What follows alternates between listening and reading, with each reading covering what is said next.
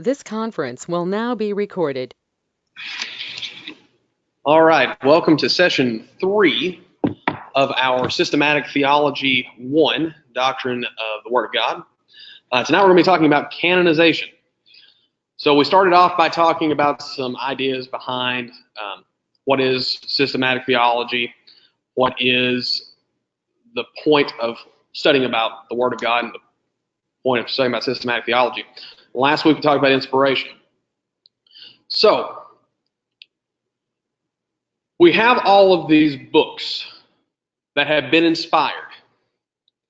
And there's also other books that are claiming to be inspired, that are being written around the same time. We know of at least a few groups that are already trying to write stuff and promote things even before this inspiration of Scripture is closed. You guys have any thoughts of anybody who, or any writings that might mention things that are already false teachings going on as early as before the Scriptures are closed?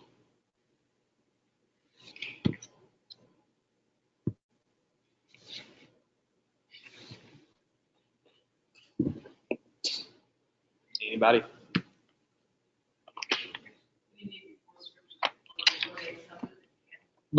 Before inspiration had stopped, were they already talking?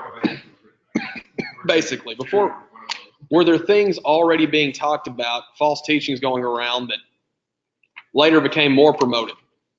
You guys aware of any of?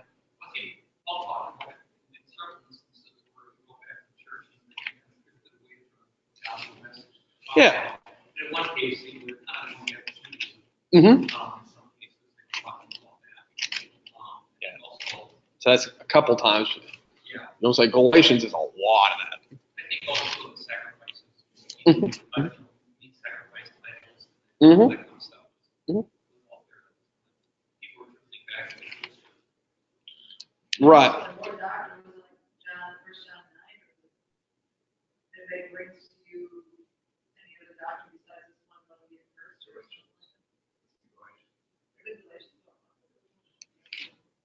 Revelation, there is something similar. Yeah. But yeah, John mentions false teachers. But I'm not sure about the books. See, I'm only familiar with some of the other Gospels, like Gospel of Thomas, that sort of thing. And it seemed like I thought they were written later, but I guess I'm not quite sure about their time frame. So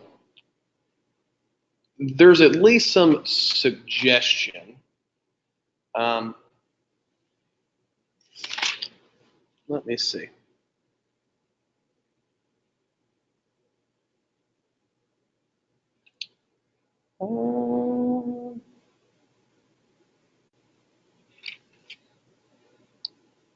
Well, 2 Timothy has a lot of these ideas. I was looking particularly, though, at 1 Timothy chapter 1.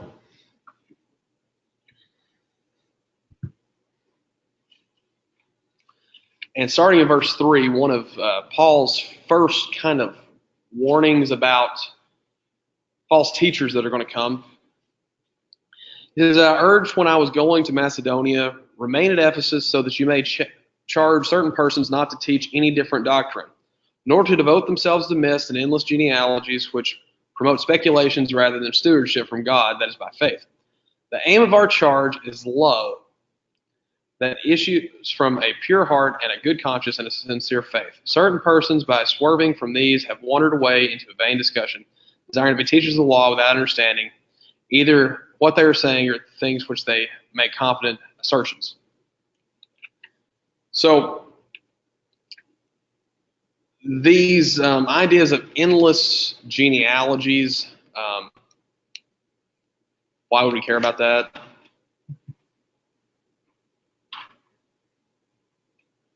Any ideas what they were promoting at that time? Why does it matter what your genealogy is? You're Jewish, right? It used to matter anyway, so it may have been a sticking point still. Mm-hmm. Yep. Sort of a snobbery that could have arisen. Yeah.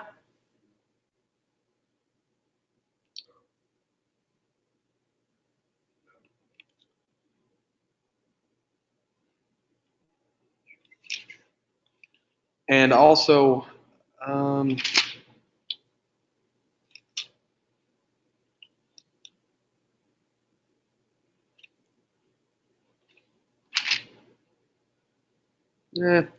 that's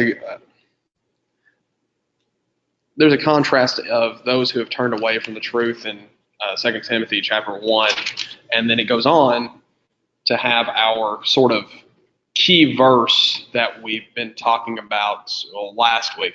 Remember what our key verse was? 3:16, yeah. Which is kind of the sticking point to what we have, we can trust. Okay. Now, like I said, the question then becomes, well, how do we know all of those things that were breathed out by God are what we have when we pick up our Bibles today, right? Which is a good question, and probably from a apologetic standpoint, I think this is the most important question we're going to ask this semester.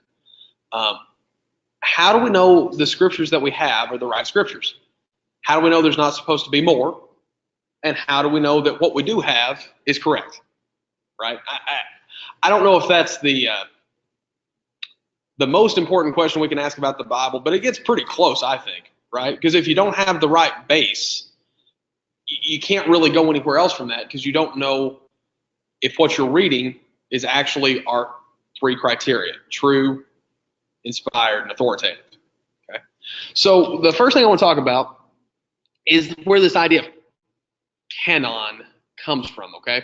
So it comes from here, and maybe on a final, I may ask someone to reproduce, or on a multiple choice question, this right here, canon. Okay.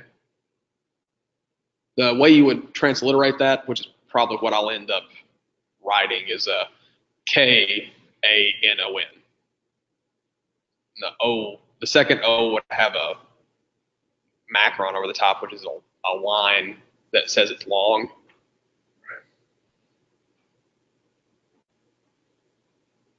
I learned that word this past year. I was pretty proud of that. That was my 2018 word of it. Like, I learned what that was called. We also learned where you guys ever heard of the schwa sound? Do you know where the schwa comes from? Yeah. That's the sound that all vowels can make, like the how. I'm trying to think of a good example. Oh, how in the word canon, the second O sounds kind of like a U, right? The schwa sound comes from the term shiva, which is a Hebrew half noun thing. So that's where that came from. I learned that word this year too. All right. So the canon, it comes from the word for rule, or kind of ruler, okay? Like a measuring stick. So the interesting thing about this became the term that was used to refer to the inspired books that we have accepted to be authoritative, to be true, to be inspired. But the term itself, it was originally used to describe what those books did. So the oldest use of this term was actually talking about how things like the book of Matthew. This is the measuring stick that you need to measure yourself by. So it originally was a descriptive term, but it became a word that was used to describe the books collectively, and sort of the measuring stick that they were measured against. Okay. Does that? Is this canon only used in reference to the Bible? No, it's not. So like an example would be the Hebrew canon. A lot of times includes things like the Mishnah, which are not in the Old Testament. There is a Muslim canon, and that's primarily the Quran, but the Quran isn't just one single thing. It's different parts. Yeah. And it's even sort of a popular, in popular usage now. Oh yeah, yeah. You have like the Harry Potter canon. Yes. Which So is all the things that have been written surrounding that book. right. So any Star Wars. Group of literature, group of stories. Yeah, like Star Wars. People have said now there were a lot of books, Star Wars books written before the new movie started. And if you get on certain blog sites and that sort of thing, we'll say, well, that's not canon anymore. So yes, it was a term originally used to describe the scriptures and scriptural documents, but it's now it's now become sort of a generic term to describe any group of documents that have sort of one authoritative background to them. Okay. So the Greek came up with the word for that? That is a Greek word. But I mean, the Greeks were the one that came up with using that? It was a Greek term before the Christians of the first century were using it that way. Does that make sense? The Christians adopted the Greek word. And that comes from no other reasons that the Christians at the time primarily spoke Greek. That's the only reason why they picked that word. But the Jews had the Old Testament. Right. They had put that together as a collection. Correct. So what term did they use for that collection? They didn't have a word for it yet. I'm post this being brought together, and I've actually got this right here, the Bryennius list is the first time that I'm aware of the word canon is used to refer to the Old Testament. So it's kind of like you inventing the word after the fact, then you go back and apply it to the same thing. That's why it's called the list, because it didn't refer to itself as a canon, but that's what we would call it now. Okay. And kind of get into that. So the Bryennius list is kind of interesting because it predates the end of the first century. So what do we know about the Bible before the end of the first century? At least to some degree.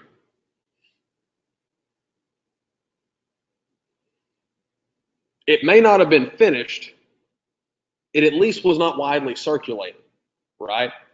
So the most common date I hear for Revelation is somewhere around 85 to 90, okay? That doesn't give that book a whole lot of time to circulate other than those who originally had heard it, right? So what was the audience for the book of Revelation? There were 7 churches. Yep. Letters, so more than likely, there were 7 churches in Asia. Okay, and these churches are not that far from each other. So, like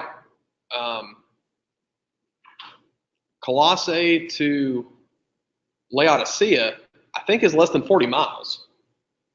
So, when we talk about this book, it was written to a group of people in probably an area smaller from here to Marshfield. Okay, that's not that big, and it takes a while for a group to get copies of something popular enough for it to spread throughout the entire empire. So it would have been originally written to this small group, and then it would spread out as people made copies and traveled. Okay? That's why we don't really have any copies of the book of Revelation prior to about 250. I think of 2 things. One, Carrie, you weren't here yet. Let's see if Carrie can figure it out. Luke figured this out. Why is it that we have more copies of the Gospels than any other books of the New Testament?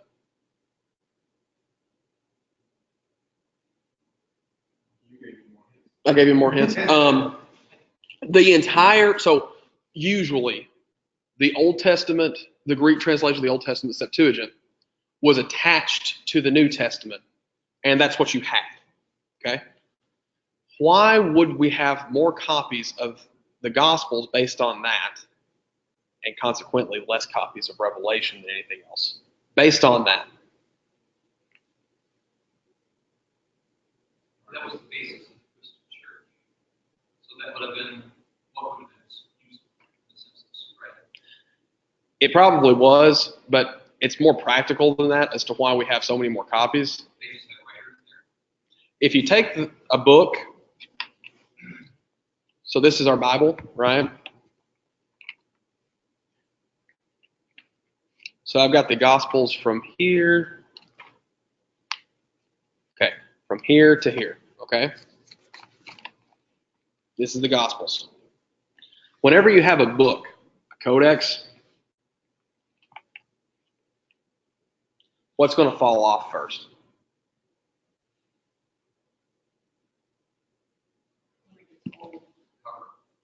Okay, then what? So we've lost the outside pages. What would have been on the outside? So Revelation, and then I was telling them, usually we would have the Septuagint with it. So a lot of times the Pentateuch would be missing also. So you usually have like the books of history through Hebrews or something would be a pretty common.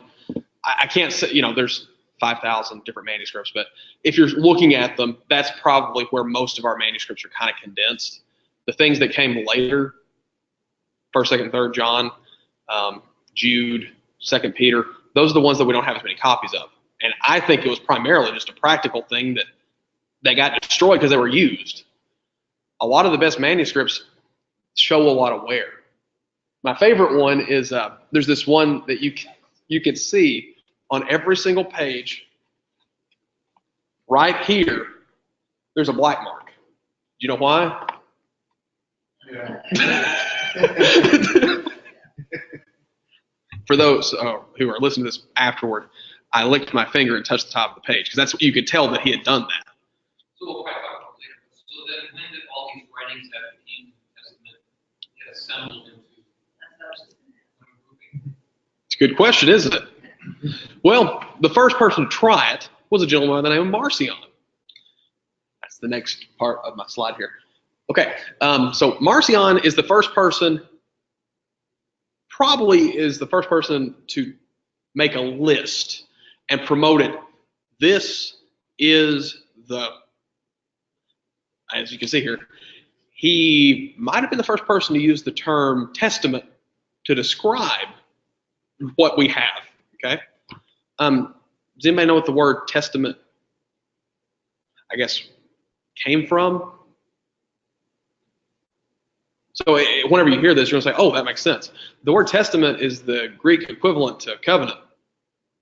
So whenever we talk about the Old Covenant and the New Covenant, that's a perfect description for what the two sections are. I guess the one thing you'd have to say is there's actually several covenants in the Old Testament. Some of those are still in effect, some of them aren't. My favorite question to ask the little kids that I teach is, name me a covenant that was made in the Old Testament that's still bearing now. Yeah. So the covenant between Noah and God is still in effect. What's another one? What's that? Yeah. So we can actually witness a covenant today with the rainbow. It's kind of cool. Who else made a covenant with God that's still in effect? Abraham. And what part of that covenant really are we experiencing now? All the nations will be blessed, okay?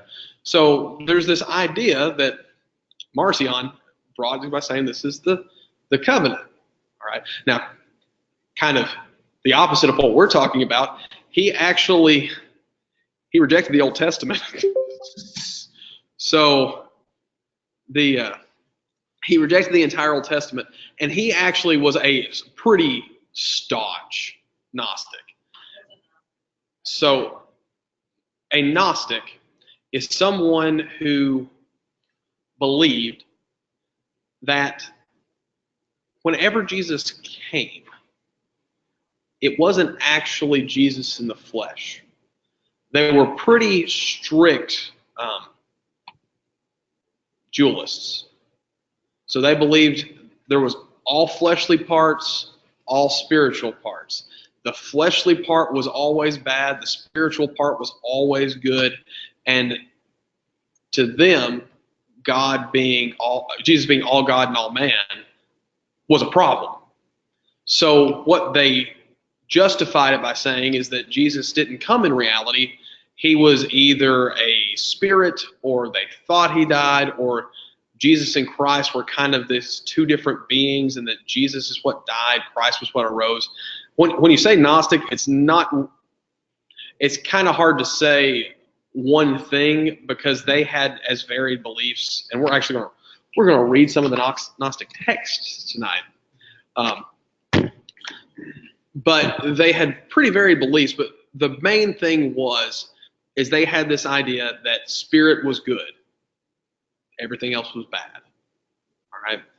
And they thought that the Old Testament God was an evil, fleshly God of this world, because only an evil God would have created flesh.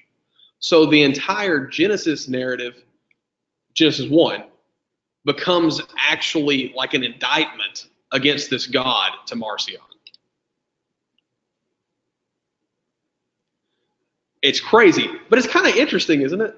Because to maintain their philosophy, you have to jump through all these hoops. And one of the kind of compelling things about Gnosticism in general is that it's a knowledge-based philosophy. The more you know, the better you are. And that knowledge thing is kind of a spiritual idea. Right. Because I'm talking specifically about Christian Gnosticism, but Gnosticism was not limited to this. There were pantheistic Gnostics, where they were Greek and they worshiped the pantheon, but they did it through a Gnostic lens. There were Hebrew Gnostics, and we got some of those here. Philo, he's, I don't know, would you call him a true Gnostic? I mean, his ideas were definitely Gnostic-ish. What's that? Oh, a liberal Jew. That For the time. But I don't know, maybe. He is a pretty famous writer and would have been a contemporary of Paul. And I don't know if some people think that Paul borrowed from him. That, I'm not entirely sure, but it does seem like they were reading a lot of the same stuff whenever they wrote. So, did you go over that? I wasn't there for that class. How that Paul quotes Plato? I mentioned it recently, actually, near the end of the last class. It's like Philo does too. So I'm not sure that they weren't both reading similar philosophers, because an interesting thing about Tarsus, Athens was attacked whenever Rome came into power, and because there was some fear of Athens, the knowledge thing, could they come up with some idea to overthrow the Roman government? So what you do is you kill everybody. That's the Roman way. They fled. You know where they fled to? Tarsus. So whenever we read things like when Paul's quoting all of these weird philosophers, it's because he probably grew up listening to them talk about it in the streets. It's kind of neat. I personally think that Paul is the most qualified person to write some of the stuff that he did, because he knew more about it than anybody else. You add that, plus guidance from the Holy Spirit, you end up with Romans. Okay, so Marcion was a Gnostic. Tertullian, Tertullian, however you, potato. Augustine. Anyway, he was very critical of Marcion, and actually kind of interesting. I got it down here. Most of the stuff we know about Marcion is actually not. We found Marcion's writings. We found Tertullian, and I believe Origen also wrote some of this against Marcion. So they were critical of him, and they were popular. So they wrote about it, and that's what we have preserved. So his canon is missing Matthew, Mark, John, Acts, 1st and 2nd Timothy, Titus, Hebrews, James, 1st and 2nd Peter, 1st, 2nd, 3rd John, Jude, and Revelation. So we take those away. What do we have?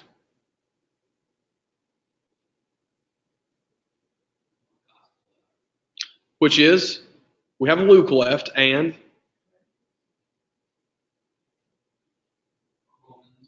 Well, Corinthians.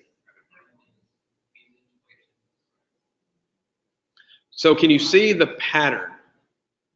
This is kind of a little bit difficult to see if you've not studied how like liberal scholars and stuff think. What's that? Pretty much all. It's Paul's writings, okay? They dispute 1st, 2nd Timothy and Titus. Most of them do not think that 1st, 2nd Timothy and Titus are inspired, okay? And apparently Marcion didn't either. So he says that the real gospel, anytime some people try to reduce it down to just this is the real stuff, I always raise an eyebrow. But the real stuff is Paul's writings. Well, we have to talk about Jesus. Now, if we're going to pick a gospel, which one are we going to pick? Personally, I'll pick it from the guy who was there. It's probably a good idea. But let's think like Marcion. If Paul is the guy, which is kind of ironic that the apostles weren't, but Paul was, or the 12 weren't, because none of the writings of any of the 12 are left after you do this. So Luke would have traveled with Paul. And in his mind, he would have had the most heavy influence by Paul. And you guys remember whenever I showed you that there were things that were in Luke that were in Paul's writings that weren't in the other Gospels? I think that at least was part of Marcion's philosophy when he did this. Why wouldn't he want to use Matthew? Too Jewish. Way too Jewish for a guy who rejects the entire Old Testament. Right? Why Mark? Why not Mark?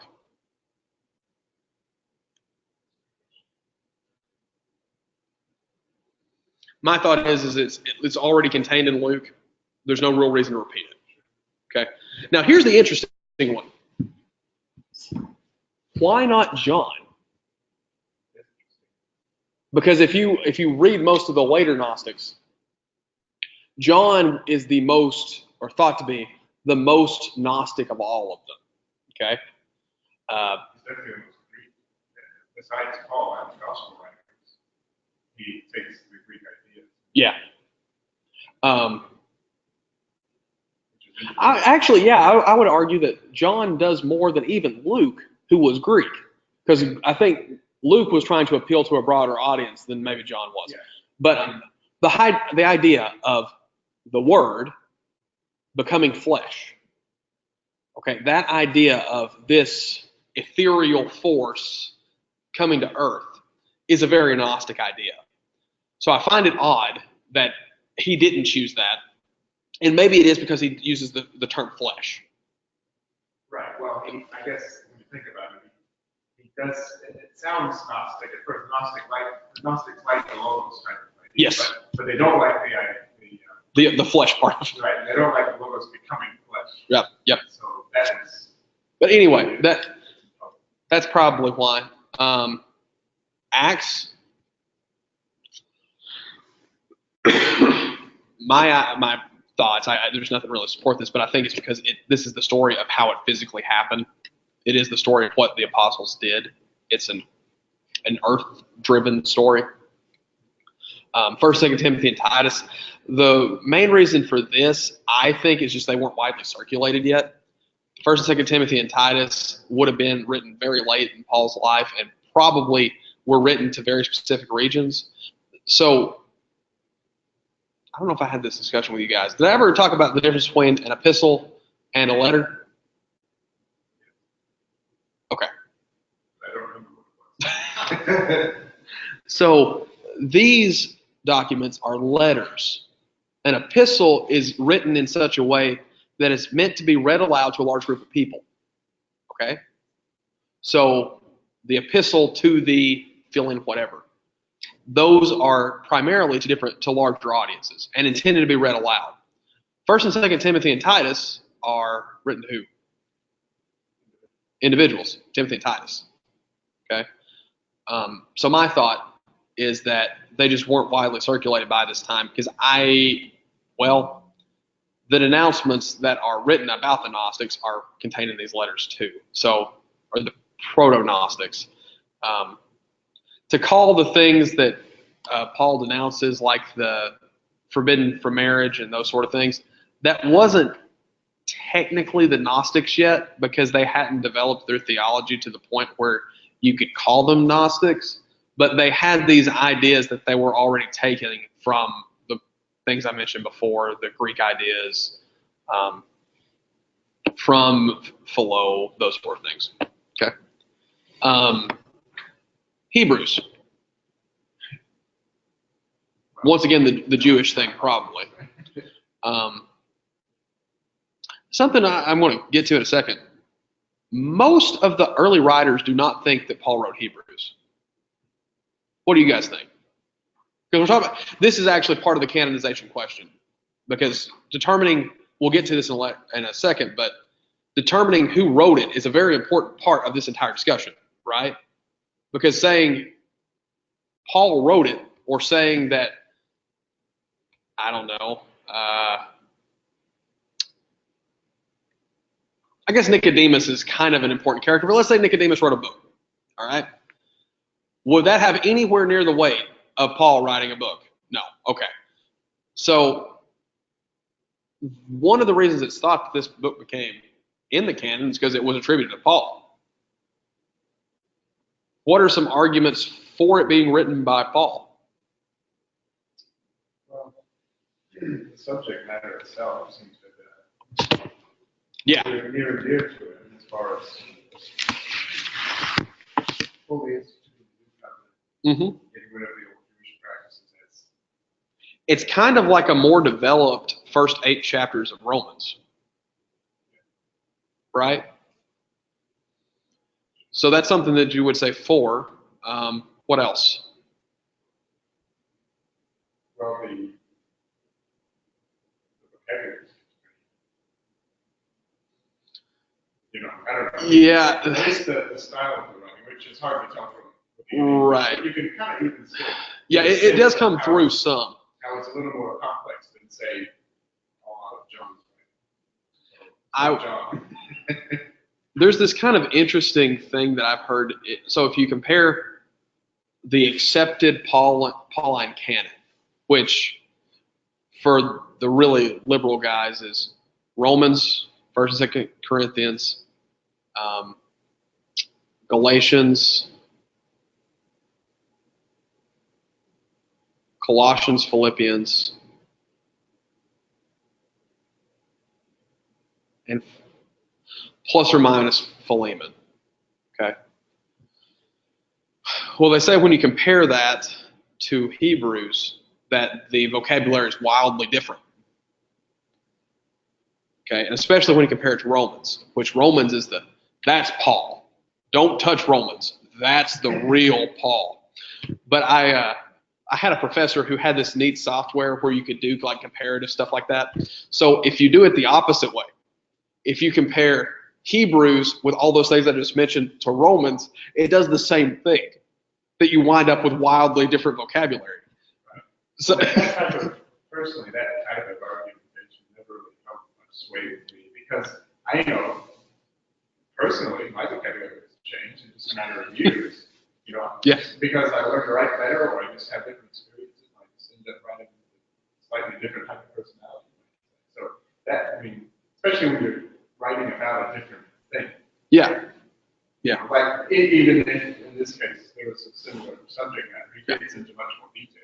Mm-hmm. So there's going to be, you have to take into account all the types of words you use, like the temple language, all the different things he talks about, the temple and old covenant stuff, which he doesn't do as much in the other letters, because he's writing to a wider audience in the other letters.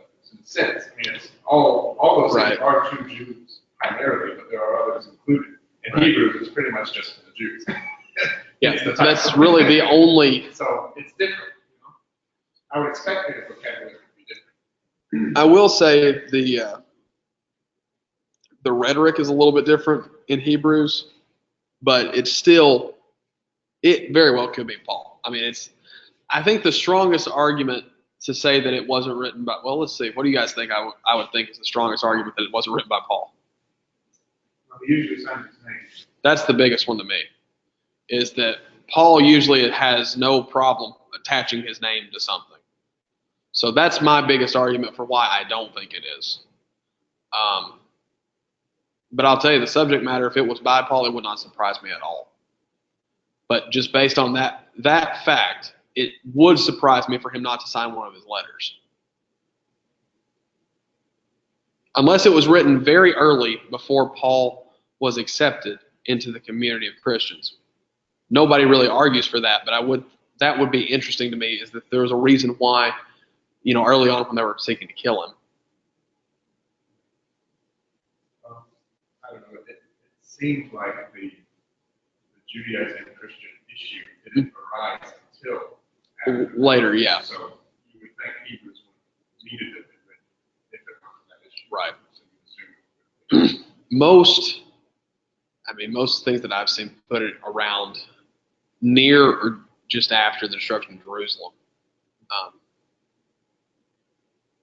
And I've even heard some people say it might be a response to the destruction of Jerusalem.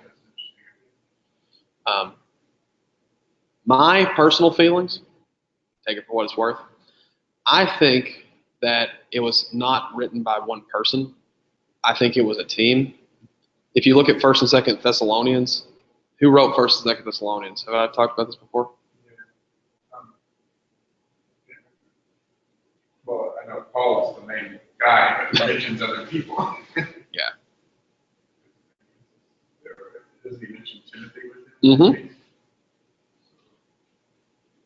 Paul, Silas, and Timothy. Yeah. So I think if you start comparing, if you do language and rhetoric both, it seems a lot like Luke. I had that idea the last time. Oh, did you? I can't remember what my reason was. For some reason, we weren't talking about it, but because of something. Yeah, some of the stuff. I don't remember why, but I thought that too. Well, like the dividing bone and marrow, things like that, sound a lot like Luke.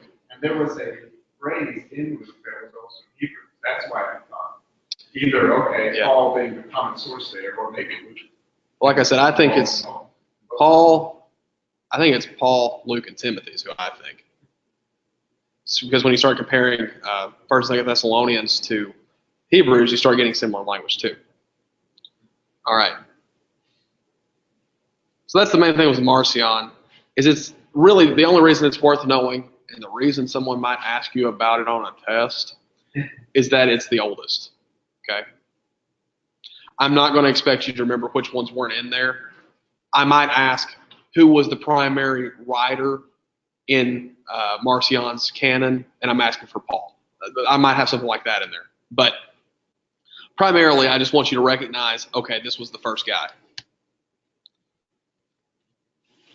So the next one that's relevant is from Clement of Alexandria. And Clement is basically a response to Marcion. And he has 24 books and does not have James, 2nd Peter, and 3rd John. Now, going back, did I tell you guys last time that I was physically here what was the most disputed book in the New Testament?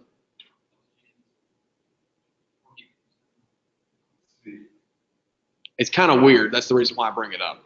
John. No, it wasn't John. Even though that is one of them. That of the Gospels, it's far and away John. But it's 2nd Peter. Oh, yeah. Which is kind of odd. But here's the reasoning why. This is where it comes from. So when you start reading the first part of 2 Peter, and then you start reading Jude. You ever done that before? Yeah. What do you think about that? It's really similar. It's weirdly similar. Now, there's a lot of explanations for that. What's a pretty good one? Okay, first off, does everybody know what that section's about? Coming to the Lord, and what's the other one? There's another kind of he's speaking against a certain group of people.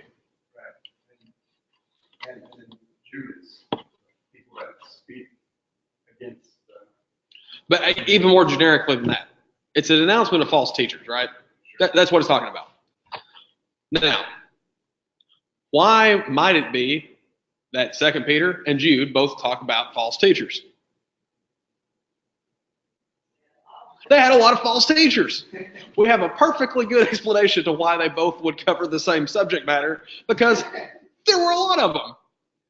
Yet they look at that as as evidence that, well, obviously, it was someone writing after the fact, using Peter's name to make it more widely circulated, borrowing elements from Jude, so it sounds like it's a legitimate piece of information, and then adding their own little flavor to it to try to get, I don't know, more recognition or something like that. That's the basic argument. We're going to talk about, there is one more piece to that a lot of people will point to and say, well, that's the real reason why it's not inspired. Anybody have a guess? For 2 Peter. Isn't that the one that talks about the new covenant? It is, but this is something a little bit after that. That a critical scholar, very critical of things, a critical in a bad way. What might they have a problem with that is near the end of 2 Peter? There's a mention of Paul. And what does he call, read the section about. 1 Peter, 2 Peter 3, bear in mind that our Lord's patience means salvation, just as our dear brother Paul also wrote you with the wisdom that God gave it. He writes the same way in all his letters, speaking in them of these matters. Letters contain some things that are hard to understand, which ignorant and unstable people distort as they do the other scriptures, their own destruction. What did Peter just say about Paul's writing? They were scripture. There aren't many times in the New Testament that the New Testament itself is referred to as scripture. So the critic looks at that and says, well, obviously, that couldn't have been inspired. That couldn't be really written by Peter, because Peter wouldn't have known that these things were thought of as scripture. Okay? That's a big assumption.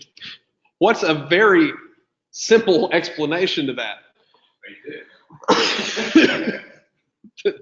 And they were. I've been faced by a lot of people that had these types of objections before. But regarding Paul, it's so hard to say that he didn't know he was writing the scripture. I mean, read 1 Corinthians 1. And Right. He even says, I'm teaching you these things not from man's wisdom, but from words Right. taught by the Spirit. He'll even distinguish in 1 Corinthians 7 between here, this is my advice. And this is. And then this here is God is telling you this. I mean, he knows what he's doing. right. No, I think, I'm not entirely sure that Paul knew that it was going to be collected like it was and then going to be spread the way it was. But I do think he, first off, intended for it to be authoritative, because he was writing with the same authority as God. Okay? Going back to our first lesson about when we speak for God in his place from his scriptures, we're speaking like God's talking. Okay? So that's the first thing. And second, what did he say to do with some of the letters? Read them around the churches, right? So he at least had this idea that there were going to be some distribution of them, and it was a wider context than just Colossae. Okay, but I'm not entirely sure that God had let him in on, hey, by the way, in 2018 in Wapaka, Wisconsin, there's going to be a group of people sitting there talking about what you wrote in an entirely different language that you've never heard of. Yeah. So, but yes, and that's, we're going to get to that later, but So did he introduce people in Greek? depending on where you lived. So, go ahead. My understanding though was that the written language was not everybody, very few people could actually write the language. There were less people who could write. The number I've always heard thrown out there of male adult Jews, about 70% of them could read. Which was much higher Than everything else, yeah. Because the Jews they were very literally based culture anyway. Mhm. So that you wouldn't expect the same of every other culture. Right. It's probably closer to 20 to 25 in most of the other cultures at that time. Of the 70, how many could write? Of the 70% that could read, how many could write? Because in the readings that they lessons for the readings, where it talks about how, you know, that on the letter, Paul sent the letter to Right. the church, they would copy the letter, keep the original, and send it out to another church. Right. So they had to have somebody within that new body. I'm guessing, so it was a job. That's the first thing. This was an occupation. Who is probably the most, I don't know if famous is the right word, who did a lot of the copying in the first century church that we have by name? It's somebody that, it's pretty, so Acts 15, even, there's somebody who did more than Tertius.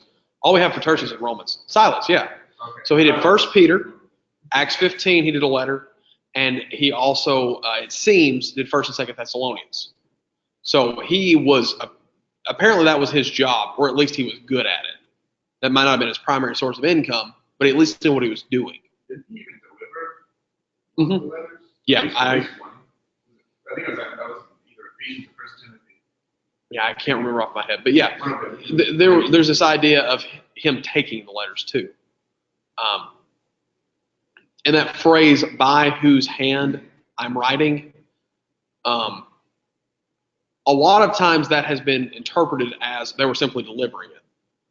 But we now are seeing that there's a good chance that there's other times that that phrase is used, that it could have been someone who was acting as a scribe or amanuensis, which is a word we're going to talk about in the next session, which is the transmission section.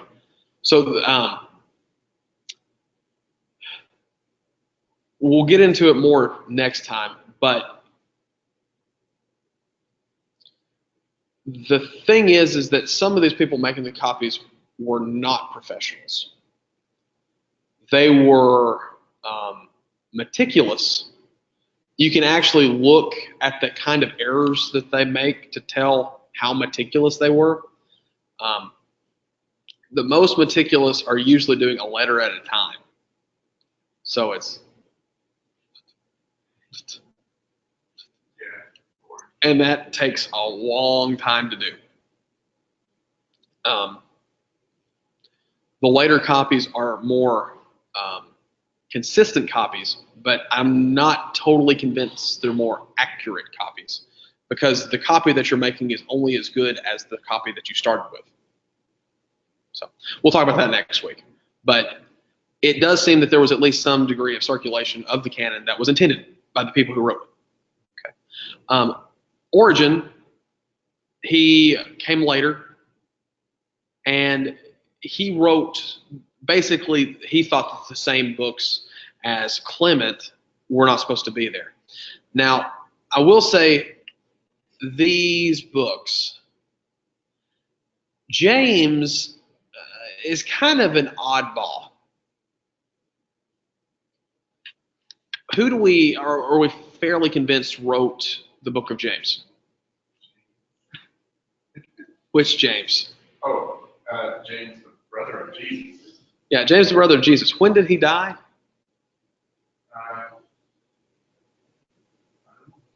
We don't have the exact date nailed down, but it seems to be before the destruction of Jerusalem. Okay? So that puts the latest for this to be written at 70, and probably closer to 40 or 50. Probably was the first book of the New Testament. Okay? It could have been. It could have been. I can't prove this, but it could have been that it was not widely circulated until later, because it was so Jewish that it might have stayed in Jerusalem for a while and not been widely circulated. A lot of people see the writing of James as the most Jewish book in the entire New Testament. And it is very, as opposed to like Romans. I keep bringing up Romans because it's got a little bit of everything. James is very prescriptive, right? It's very much a, hey, you need to do this. Visit the fatherless and the widows in their affliction. Okay? Do that.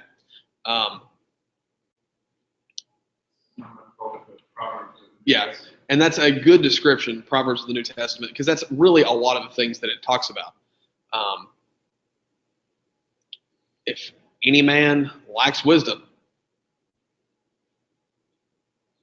let him ask of God, right? It's those sort of things. So it seems that, at least to some degree, the book of James wasn't widely circulated just because the subject matter was so similar to the Jewish text that they already had that it might not have been accepted widely if it were to circulate. Right. Well, I mean, it is even, although I guess there's this. What's that? The first verse, to the 12 tribes That are scattered abroad. among the nations. Yeah. I like that translation. Scattered among the nations. So, I mean, it seemed like it was intended for it to be circulated. But then you come up with the question, is the Jew, yes, we want this to go out all over the world as long as you're Jewish. But there is also this question of, was the 12 tribes scattered abroad? How many of the actual 12 tribes still existed when they were scattered abroad? Because it's questionable, can they actually trace their lineage back and that sort of thing?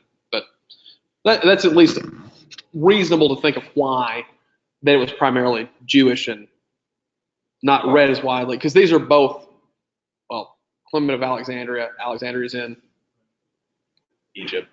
Right. The thing is, though, that it is addressed to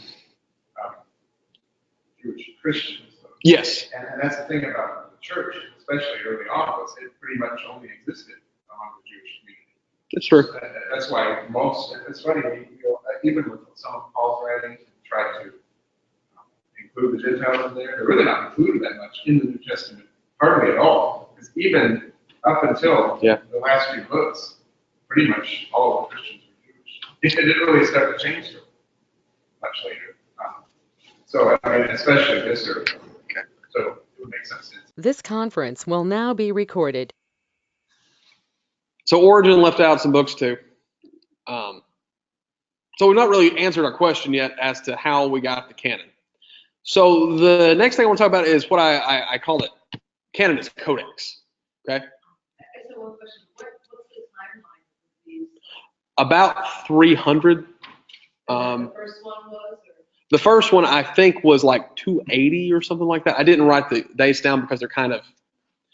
This goes back to what I was saying before: is we don't have the original copies of what he said. We have what people said about what he said. So the thought from what I've seen, and I think all three of the things I told you to read had different dates for this. So, but it's sometime late 2nd, early 3rd century, something like that. And there was already some degree of collection going on because we have. So how many years removed from the end? So basically, I say subtract 90. So if we're saying 300, about 200 years. Okay. But a note of that is we have found copies of Matthew, Mark, Luke, and John bound together that are almost like middle of the 2nd century, 30, 40 years removed from John, depending on when you date that. No, the Dead Sea Scrolls was primarily Old Testament. There were a few other things tossed in there too. The Apocrypha was in the Dead Sea Scrolls. Some of the Gnostic writings were in the Dead Sea Scrolls. The Nag Hammadi codices were in the Dead Sea Scrolls. I'll read you guys some of this later. Story time with Quentin. The definitive collection of Gnostic writings. Oh, that sounds fun. All right. So yeah, we're looking at roughly 200 years after it was finished, but for all of these, between 200 and 250 years. Okay. So these are all 3rd century manuscripts, so between 200 and 300. So Codex Sinaiticus is our oldest one, and like I said, it has the 27 books of the New Testament and the Shepherd of Hermas, or Hermas, depending on where you want to, which syllable you want to put the emphasis on, and the Epistle of Barnabas. Okay. I think I've got those in here, so maybe those will be the ones that we choose from. So Sinaiticus added 2. So we've not fit Revelation 22 yet. Vaticanus is missing 1st and 2nd Timothy, Titus, Philemon, and Revelation. They left out Revelation, so I don't have to follow Revelation 22. And then Alexandrinus is the 27 books of the New Testament. So Alexandrinus is from, anybody know? That's what it sounds like.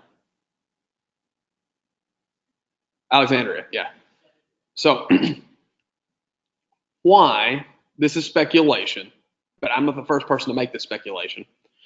Why might the copy from Alexandria, Egypt, be the most close to what we have now? Where were the others? So well, Clement was from Alexandria. That's one thing. Sinaiticus was around where we think Mount Sinai was. It was found in a monastery. Yeah, hence the name. Vaticanus is the one that's kept in the Vatican. It was found in a monastery. And then Alexandrinus was found in Alexandria, Egypt. Sinaiticus is the oldest. Vaticanus, kind of between the two. It's a little bit more damaged. That's kind of why could be why it's missing these.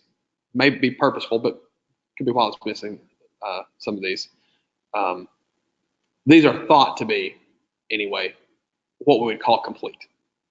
So they appear, the best that we can tell, that these were put together this way and they were intended to be put together that way. Does that make sense? So the things that are missing, it looks like they were purposely missing, more or less. All right. Alexandrinus was made in Alexandria, Egypt. What was Alexandria, Egypt famous for?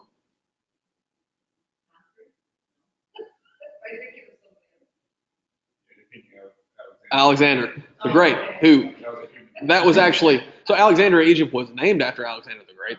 So that's one of the 7 wonders of the ancient world. The Library of Alexandria. Yeah. Yeah.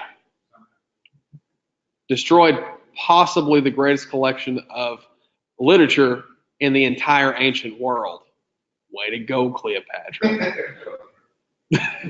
But if we've got a really, really important library in Alexandria, what else might reside in Alexandria? Manuscripts. And how are we producing these manuscripts? Scribes.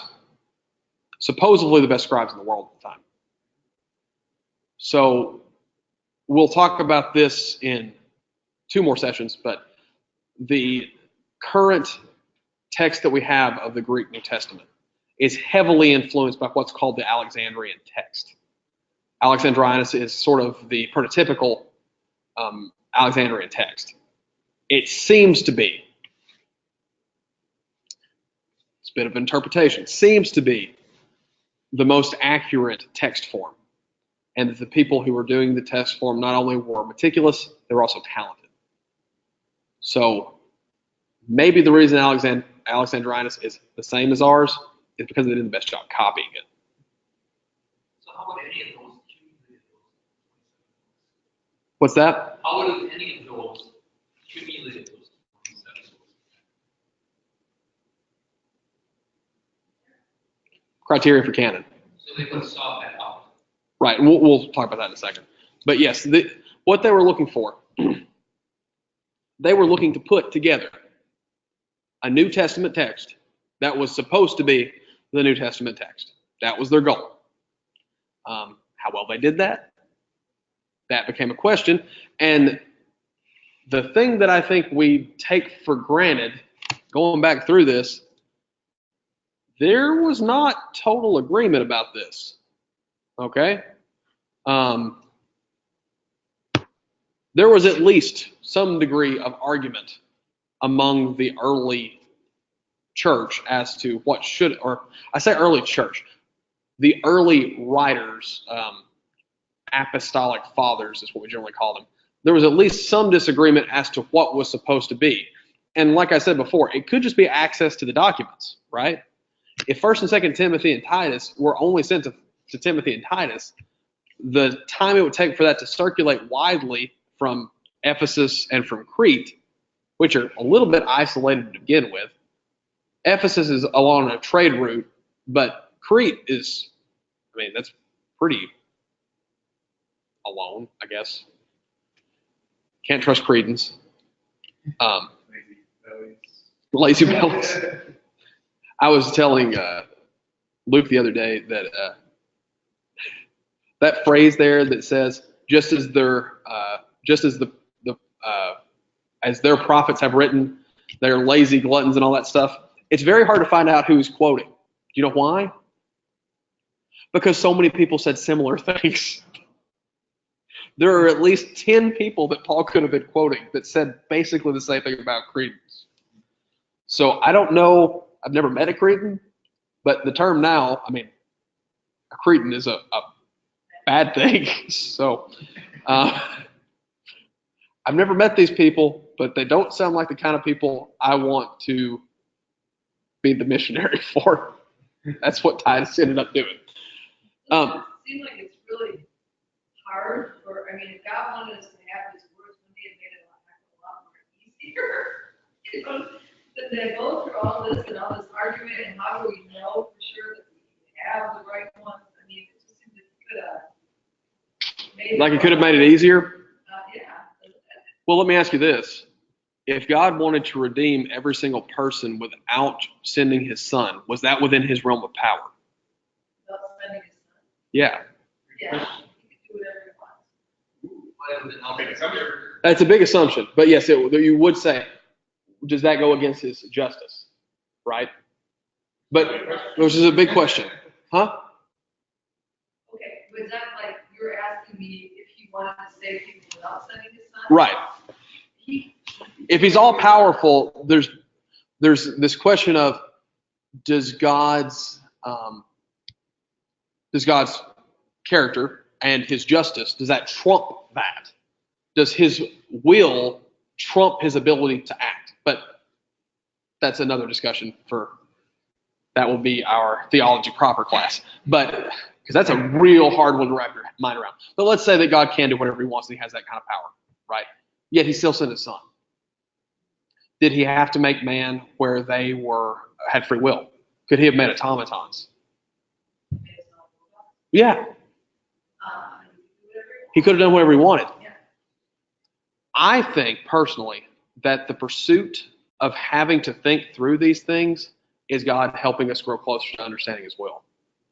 Because what we're about to go through, the criteria for canon, if you understand the criteria for canon really well, you can look at something and tell, this is Scripture, this is not, and be pretty confident about it.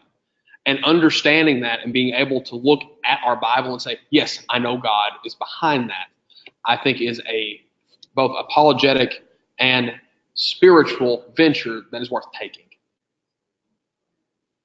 Kind of to go on with that, I always thought that all of God's work for man has always been accomplished through man. You know, salvation at least is definitely the case. I mean, thinking of from the race of creatures, being human beings, which had fallen away from God, He brought about a nation from them. From the nation, He brought about a certain tribe. And from the tribe, He brought about one person, a human being, Mary, through which came the Messiah, which in turn was God, but also was a human being. And so from the very beginning, the whole process has been carried out by us. The teaching is carried out by us. The same with this type of thing. We're recording, transmitting, believing in these things is carried out by us. And so if there's any problems with or any difficulties we come across regarding any of these processes, it's usually our fault. That's really true. What it comes down to. It's so hard because throughout the years, it's been hard. I read the quote last week from Dr. Burleson about how he feels about all of this, and he kind of put, anything that we have against possible inerrancy or any difficulties are all constructions of man. They're all things that man has done. So here's my two things I would raise to your question of why I didn't do that. So first, Luke just gave us a synopsis of the scheme of redemption. Would it have been nearly as interesting and compelling for God to have basically just snapped His finger and saved us all or what he actually did. Right. Okay, so that's the first thing. Second off, I've yet to find anybody who can do this for me. I'm not aware of this. Has there ever been an action that's recorded in the Bible that God did for man that man could have done for themselves?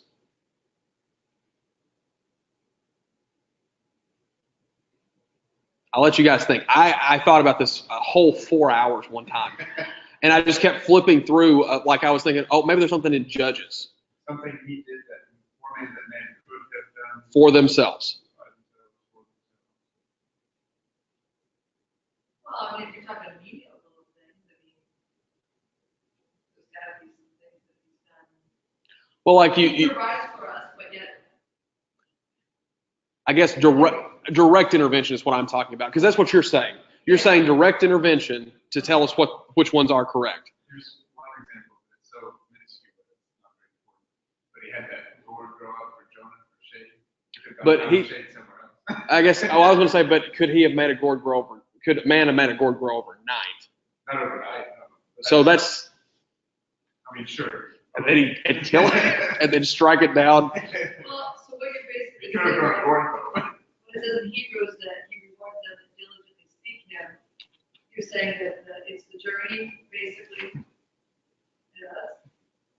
mean, that would be hard to say to somebody because I have to imagine other people want that out many times. Like, why is it so hard to, Right. come up with all these things and, And the only thing I can come up with is that if you're really diligently seeking, which ones are the diligent seekers that are going to find out? But then you've got the other verse that says, what's the one that says, that asking you will seek. seeking you will find. Is that what you're talking about? Yeah, maybe, where if you're seeking, you'll find. Yeah. Knocking will be open to you. Right. Yeah. That's a really important point. The fact is, I have almost never been presented with that question. Why is it so hard? Like people, it doesn't really seem to occur to very many people that it being hard is a bad thing, because it seems that we instinctively realize that if it's something that involves a conscious striving for, then it makes it a worthwhile thing to do. Yeah. And so people don't have a problem with it being work. People, I've heard it's worth something. work for work's sake is a good thing. And I think I told you guys about this whole idea of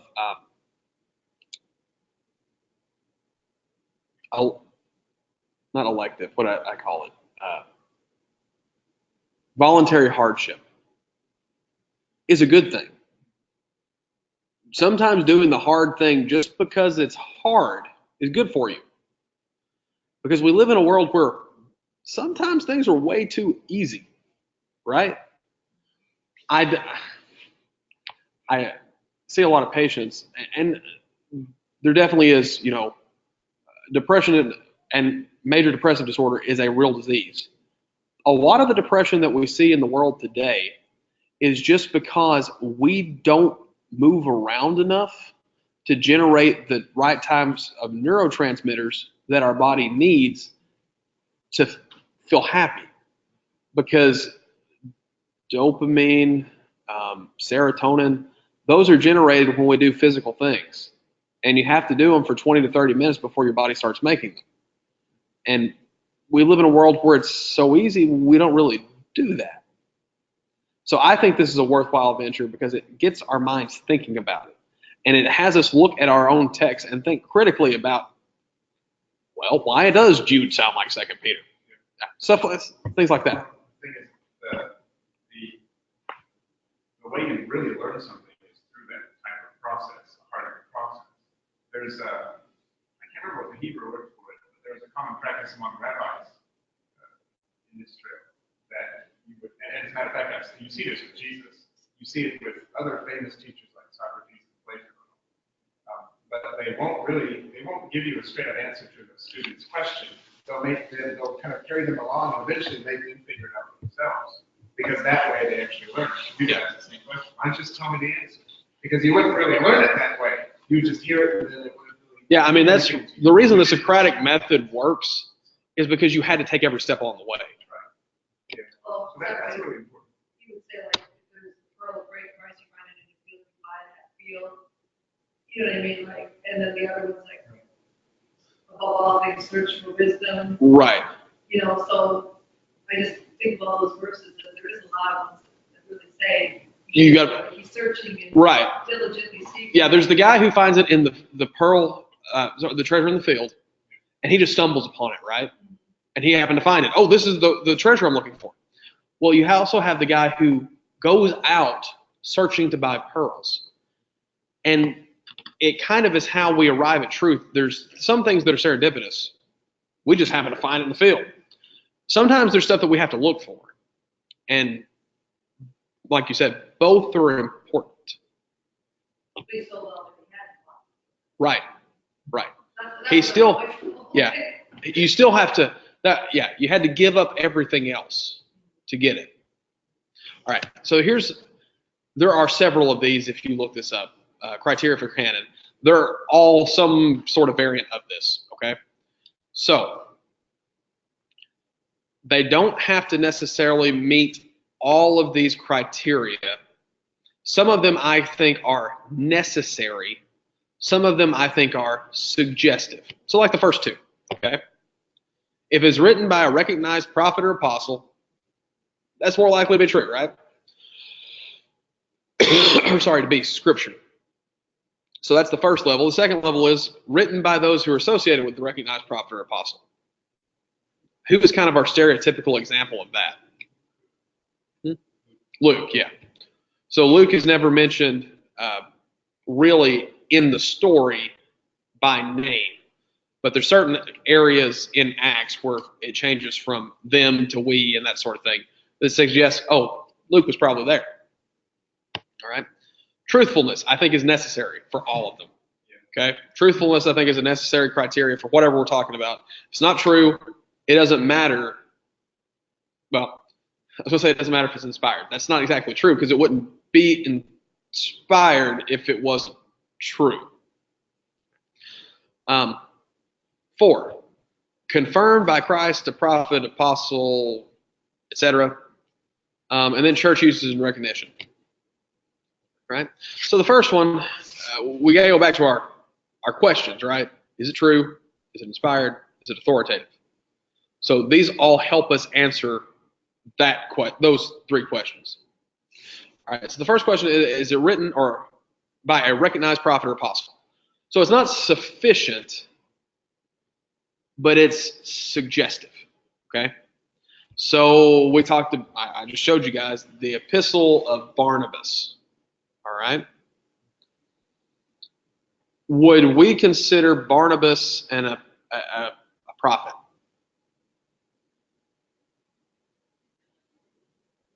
It's kind of like, maybe. Remember what I told you guys the term prophet means? It's a spokesperson for God, okay? So some people we know are prophets, and I could in some way make an argument that if they wrote a book of the Bible, they were a prophet in some way because they're speaking on God's behalf. Barnabas, when we see him, I don't think we're ever told Barnabas doing anything with spiritual gifts. He was an encourager. Was the only thing that might lead to that. Right. Otherwise, I don't think so. Yeah, the gift of encouragement, I guess. But we don't see him, as far as we know, working any type of miracle, receiving miraculous prophecy the way that some of the other prophets did. So there's this element of, okay, any book can make the claim that somebody wrote it. But you have to put that book, first off, in the historical context. When was it written? I made that joke a few weeks ago. How do I know Peter didn't write the Gospel of Peter?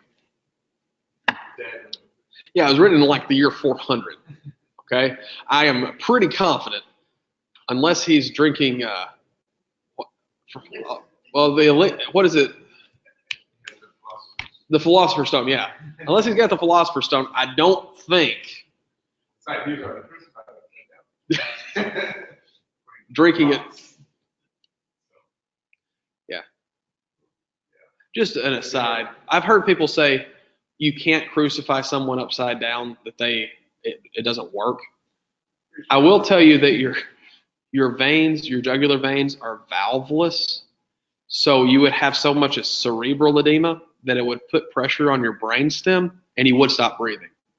Now, they wouldn't have known that that's what happened. They would just took you down when you stopped breathing. They wouldn't have known why. Very least to starve to death. When their face turns nice and blue, that's when you know you're getting them good. Now, what they call St. Andrew's cross, I'm not sure how that would kill anybody. That's yeah, you just starved to death, basically. Okay. So there's a problem between when it was written and who the claim was for. Okay. Another thing that this is not, I didn't put this on here as a criteria, but is at least suggestive. Okay. It seems that the New Testament was written in Greek, the Old Testament was written in Hebrew and Aramaic. And that seems consistent. Many of these pseudo-graphic writings are written in languages like Syriac, which was a fairly popular language in kind of northern Africa area. There's some thought that in the Library of Alexandria there probably would have been a lot of stuff written in Syriac. My thought is the books were written in the language they were written in because they were meant to be widely circulated. And Syriac was a fairly localized language. I keep saying Syriac and Siri when I'm talking to Ed.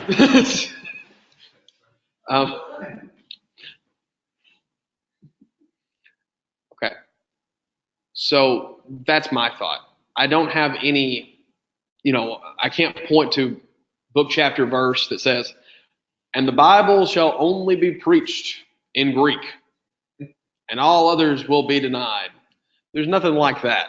But to me, it does seem kind of odd that the widely accepted literature among the first century church and second century church, that it was all written in Greek. I think it was written that way so it could be circulated. All right, so the second one we talked about, those who are associated with a recognized prophet or apostle. Like I said, Luke is sort of the stereotypical version of this. Jude and Mark also, depending on how you want to interpret Mark, like I mentioned before, I believe it was Origen, at least suggests that Mark was recording Peter's memoirs. Jude was also Jesus' brother, but did not have nearly the popularity that James did. Still was important. I mean, he was the Savior's brother, half-brother. That gives you a little bit of credibility, but he was never recognized as an apostle or a prophet. I didn't put James on the list just because he was generally accepted as a prophet by the Jerusalem church. That's up for debate, but he was generally accepted in that role. So we've got who wrote it, okay? Either somebody who had direct contact with Jesus or at least was close to one of those people that had direct contact with Jesus. Truthfulness.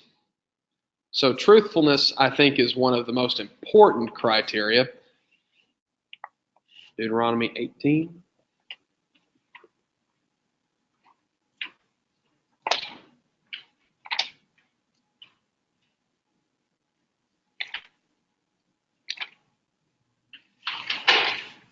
Deuteronomy 18 and starting verse 20. But the prophet who presumes to speak a word in my name that I have not commanded him to speak, or who speaks in the name of other gods, that same prophet shall die. And if you say in your heart, how may we know the word the Lord has not spoken? When a prophet speaks in the name of the Lord, if the word that does not come to pass or come true, that is a word that the Lord has not spoken. The prophet has spoken it presumptuously. You need not to be afraid of it. So, how do we know that something is really a prophecy that comes from God? It's got to be true. So, I have my little commentary here. Can you guys read this? All right. So here are some fun facts about the Book of Mormon that I thought might be fun to apply this truthfulness to. So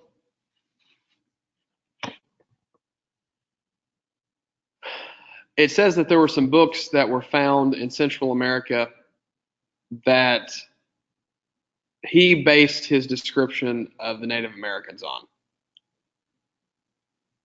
And it appears that some of the things that he said are not actually from, what do they call it? It's going to mess me up. The something stones. Anyway, no, it wasn't that. It was the stones or pieces, the tablets that Joseph Smith said he translated from. Anyway, History of Mexico by Claviergo. The first edition in English was published in 1787, second 1807. Where's the? Oh, sorry. These are just all the things that are more than likely.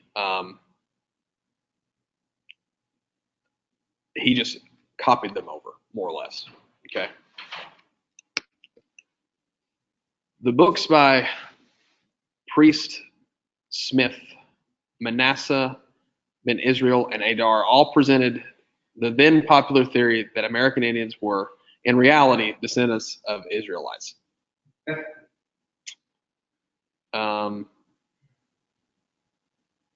No. Regarding this book, it was copyrighted in June 1824 in the same office of R. Lansing where the Book of Mormon was copyrighted. So the question becomes, well, where did he get these ideas from? He did not get them from these tablets. He got them from a couple books. Smith, go ahead. So I was just asking the rest of you, this talking about sources for the Book of Mormon. I was talking about truthfulness. Right. So that is an interesting thing. What's that? That where he got that idea. Oh yeah, it was. No one argues now that those books that he was using as source are false, but some well-meaning individuals will argue up and down that the Book of Mormon is just as inspired as anything else. So this was my other thing. So Smith himself had knowledge of the ancient Indian cultures prior to first seeing the golden Nephi plates. Joseph Smith's mother, Lucy Mack Smith, said of her son prior to first seeing the golden Nephi plates. So this is a quote. During our evening conversations, Joseph would occasionally give us some of the most amusing recitals that could be imagined. He would describe the ancient inhabitants of this continent, their dress, mode of traveling, and the animals on which they rode. Their cities, their buildings, in every particular, their mode of warfare, and also their religious worship. This he would do with much ease, seemingly as if he had spent his whole life with them. This is from biographical sketches of Joseph Smith, the prophet, and his progenitors for many generations.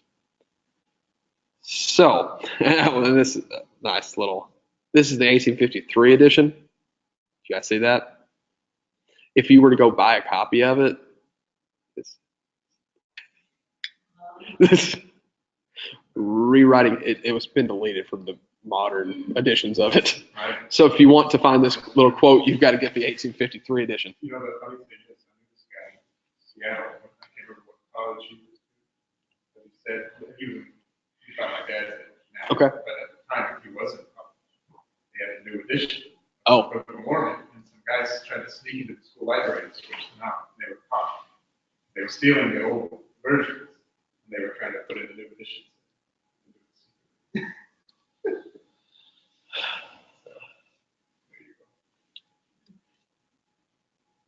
Rewriting history. All right. So, Can you get it one of those editions like on eBay or something? probably. I'm guessing you'd have to look. There might be a facsimile or what? What's that? Yeah, like the 1853 edition. Oh, I don't know. Well, this wasn't the Book of Mormon. This was this Oh, biography of Joseph Smith. Oh, okay. But I yes, got those two mixed up. they probably have equal literary value. Okay, I got a copy of the Book of Mormon at home. It was given to me as a gift by the Mormons. They came to my house. They're nice guys. I will say Mormons are probably the nicest people I've ever met. Yeah, my cousin. Oh, they're Nice of them. They're very yes. workable. What's that?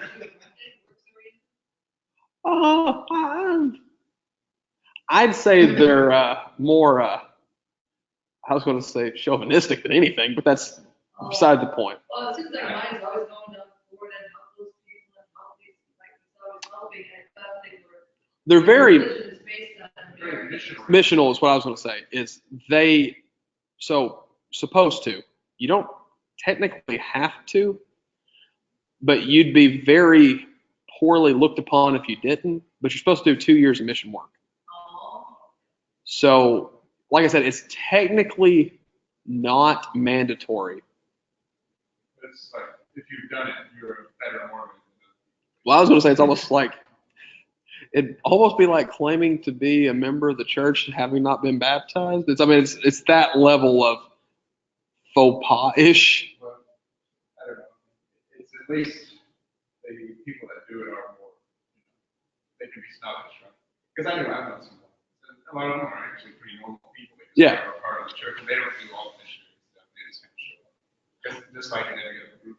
Yeah, well, most But of they them. do have that tighter range. Well, I was gonna say a lot of them have done the 2 years like prior to going to college. Right. Yeah. That seems to be usually. I won't say that they think that it's necessary for salvation like we do with baptism, but it's pretty close for some of the people I've talked about who are no longer in. And it's mostly the young men. Yes. Because I know they do have girls at the same ages. Sometimes they'll do something, but Yes, it's not. Yes, it's not Literacy the is not- same. No, you have we're coming to your doors. elders not. Okay, so I did get an answer on the elder question because that was my first question. I was like, all right, elder. I can't remember the name. I hope they don't find this. that was the other question. So I said, why do you go by elders? I turned to 2 Timothy. I'm sorry, 1 Timothy, and I read off to them the qualifications for elders. And what they said was they base it on, first off, they use only the King James Version. So what we would call an elder, they call a bishop. What we would call a volunteer, they call an elder. What we basically a very good volunteer, and then what we would call a kid, what they call a deacon. So they yes, Really? yes, like you can be 16 and be a deacon. I actually had them walk me through this, and I was like, huh, that's interesting. You're wrong. But yes, Who's the famous Mormon that? Yeah, Mitt Romney. Yeah, I think yeah, it was very missionary. Mhm. Yeah, that's one thing. So I will give them this. They, from age 16 to 18, those that are going to go to the mission field, they have to get up and be to their local meeting area, which it usually, like if it's a bigger city, there's only one, but there might be as small as what this meeting we're having tonight. And from 6:30 to 7:30, every school day, they are training for the mission field from 16 to 18. What if we did that? Kids would hate us. But really, what if our 16-year-olds were trained that well? Because I will tell you, for 18-year-olds, they knew their stuff. It's like I could ask them very specific questions about the Bible. And it's like I could tell they hadn't read it from cover to cover, but most Christians have not read it cover to cover. And I could ask them a very specific question, but as far as general questions, like the simple stuff you would ask them, like, well, whenever Revelation says, thou shalt not add to or take away, how do you justify having a book? They've got an answer for that. It's not a bad answer either. It's the same one I would give if I were them. That's something I found too. And also, the Jehovah's Witnesses, they, on average, seem to know a lot more about, at least they're familiar with the biblical literature more than a lot of other Christians. Mm-hmm. You know, I can say, oh, well, when it says this over here, they know exactly what I'm talking about. Yeah, yeah. Sometimes you might have to stop and explain a lot of things. Right. There's a real good basic Bible knowledge. Right. So, they at least have studied. Some people, I feel like I can't even think they've studied. So, criteria number 4, confirmed by Christ, the prophet, and apostle. All right? So, how do I know the Old Testament is inspired? Well, I can cheat a little bit on this one, right? So, if I can prove that the New Testament is inspired, I can prove that just about all the Old Testament's inspired. I've got here minus 10 books. This is more for information's sake. I'm not going to ask any questions about this, but Judges, 1 Chronicles, Nahum, Zephaniah, Obadiah, Esther, Ruth, Ezra, Nehemiah, Lamentations, Song of Solomon are not quoted. Okay? If you look at those, we have 1, 2, 3, 4, 5, 6 books of history. We have 2 Lamentations. I mean, we group it with prophecy, but I think of it as a wisdom literature prophecy book. So you got these 2 poetic books, okay? And you have 2 minor prophets that are, Obadiah is fairly short. Zephaniah is a little bit longer, but Obadiah is a fairly short book, okay? So there's not quoted from that. Those are the 10 that aren't mentioned. Why did they not quote from some of the books of history?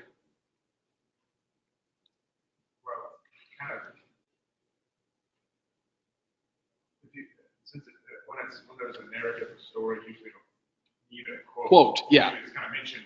Right.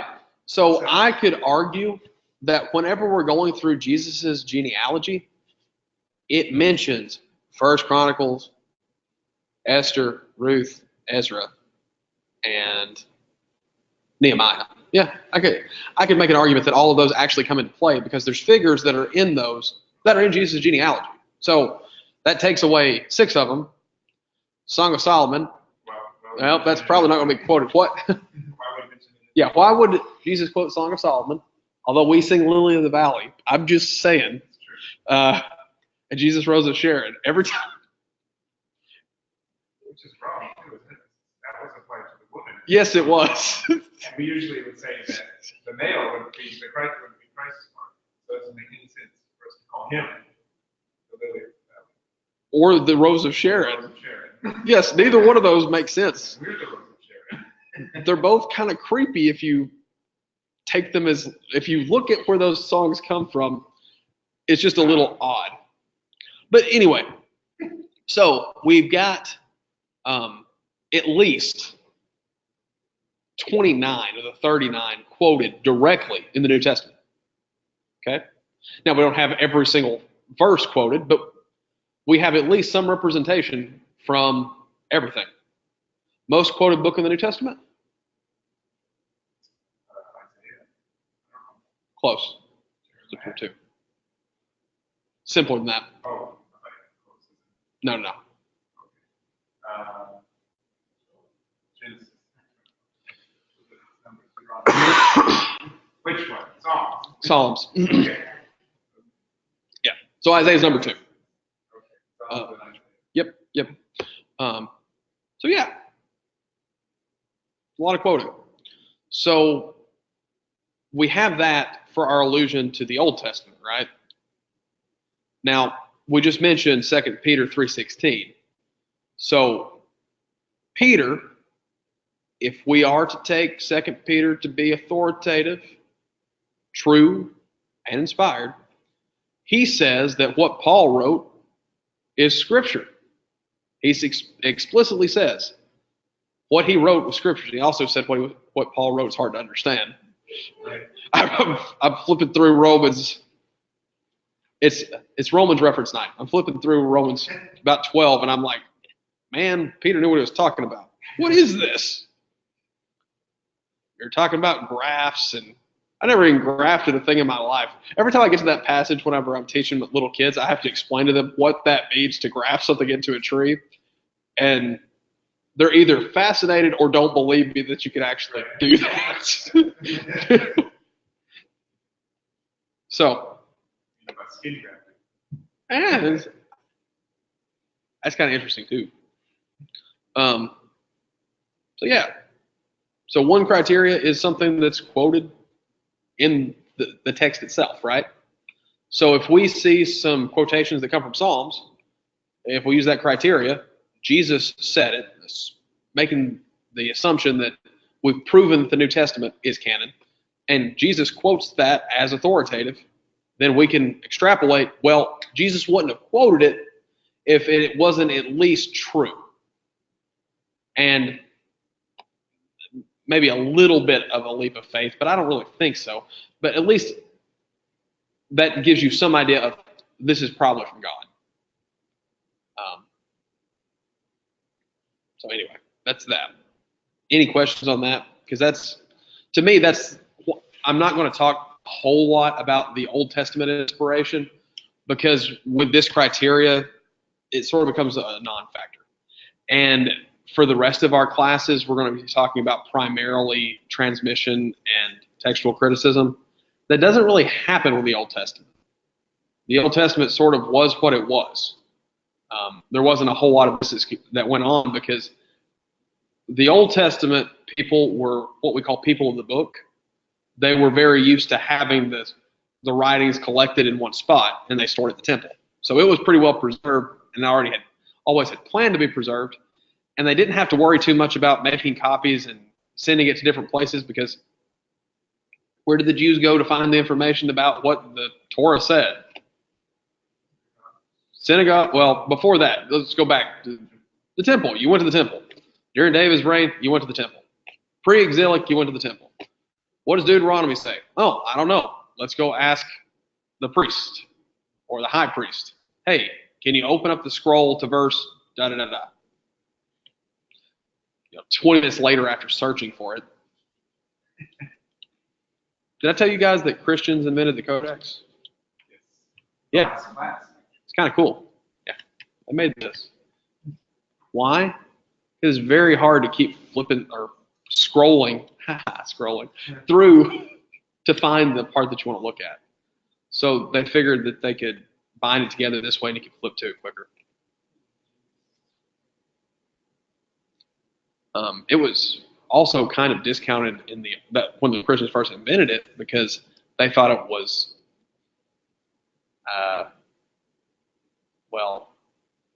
rudimentary, almost like barbaric to do it that way. That's not the eloquent way to read.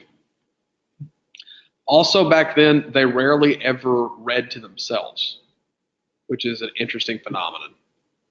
Whenever they would read, they would always read out loud, even if you were just reading for yourself. It's kind of weird. All right, so the last one is church usage and recognition. Okay, so if we haven't met criteria 1 through 4, then we go to criteria 5. So this is a quote here that I at least found interesting. It is not possible that the Gospels can be either more or fewer in number than they are. For since they are 4 quarters of the earth in which we live, excuse me, and 4 universal winds, while the church is scattered throughout all the world, and the pillar and the ground of the church and the gospel and the spirit of life, it is fitting that she should have 4 pillars breathing out immortality on every side and vivifying men afresh. Therefore, the gospel are in accordance with these things. For the living creatures are quadriform, the gospel is quadriform. These things being so all who destroy the form of the gospel are vain, unlearned, and also audacious. Those who represent the aspects of the gospel as being either more in number than as aforementioned, or on the other hand, fewer. I think this is from, I think this was Origin. But I found that quote and I was like, huh. So at least his criteria for putting it in the canon was there's 4 because there's 4. So I think we could do better than that. The thing is, though, now I agree that the reasoning in itself is rather flimsy, but paternity is an important phenomenon. Oh, yes. And if you look at Jung, for instance, the idea of paternity, that's actually not, it is a bad argument, but it's not as bad as you might think, actually. Yeah. The fact that there are 4, Four, I never yes. thought about it before, the fact that there are 4 is an That, interesting number. yeah, they had special significance for 4. It's what Right. Luke's pointing out. But this quote itself, I just found kind of entertaining. Therefore, it's not really. Yes, therefore, you're putting a period where there's a question mark is what you're doing. 4 quarters of the therefore, of course, therefore, gospel. And then you point out, but wait a minute. We've now discovered that the earth is round. Yeah. Show us that. Anyway. So I don't have any specific, quotes that go on because there are a lot of them. But I do mention this. If there were no copies of the New Testament, everything was destroyed, but we still had the lectionaries and the letters and basically the sermons from the early church. We could reconstruct the New Testament. Now, we can have some quotes to things like the Apocrypha, but we could not reconstruct the Apocrypha based just on these quotes. Now, I didn't really bring, we're going to look at a few of these, but something can be one of these things and not be them all. Okay? And it seems to be based on these lectionary evidence and early church father evidence, the apostolic fathers, whatever you want to call them, early church. I used the phrase apostolic fathers one time and somebody said, you shouldn't use that phrase, it has apostle in it. Well, the word apostle is the same Greek word that we would call missionary. So, The word apostle.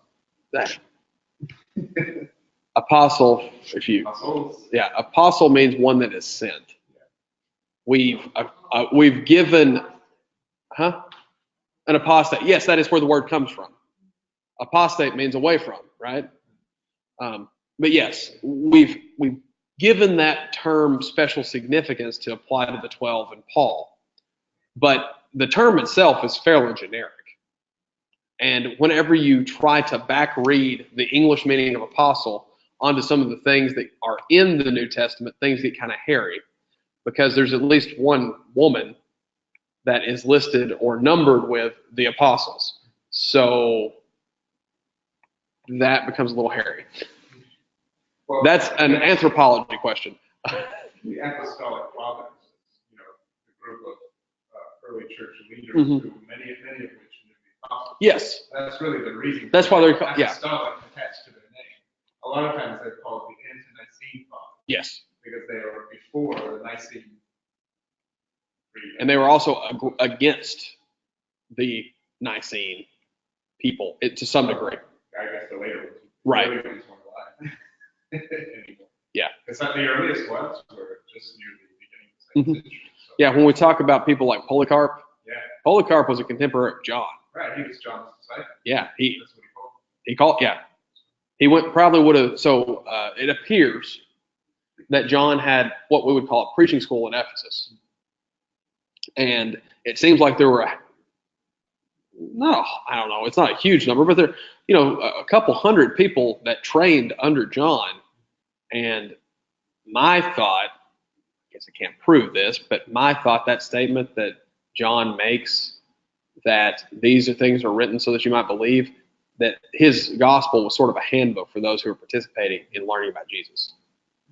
So, because I think that the book of John has both, what's the word I'm looking for?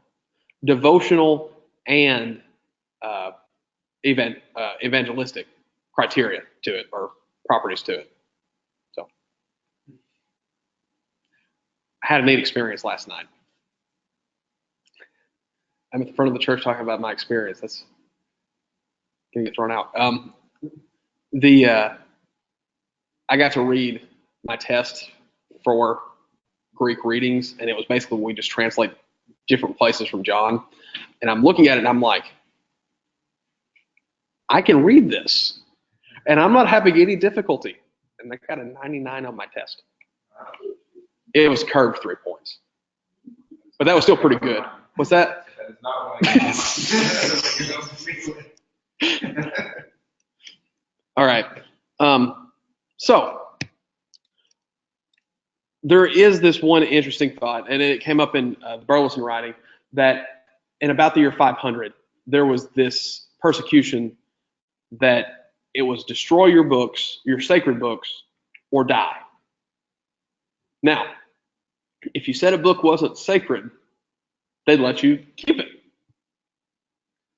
So the cynic trying to save their tail person in me says, oh, it's just a book. I got a book. It's a good book, big book, just a book. What do you think the early Christians did? They died for it. So I might have used this argument for, I think I used this argument for reasons to believe in Jesus.